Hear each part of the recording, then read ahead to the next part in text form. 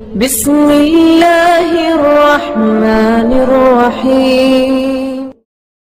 بسم اللہ الرحمن الرحیم۔ دنیاوی غلبہ و عروج۔ قرآن کریم پر عمل کرنے والوں کو دنیا میں غلبہ اور عروج حاصل ہوگا، جس کی دلیل صحیح مسلم اور سنن ابن ماجہ کی وہ حدیث ہے جس میں حضرت عمر رضی اللہ عنہ کہتے ہیں کہ آگاہ رہو، تمہارے نبی صلی اللہ علیہ وسلم نے ارشاد فرمایا ہے، بے شک اللہ تعالیٰ اس کتاب کے ذریعے بعض لوگوں کو غلبہ اور عروج عطا فرماتے ہیں اور بعض لوگوں کو ذلیل و رسوا کرتے ہیں۔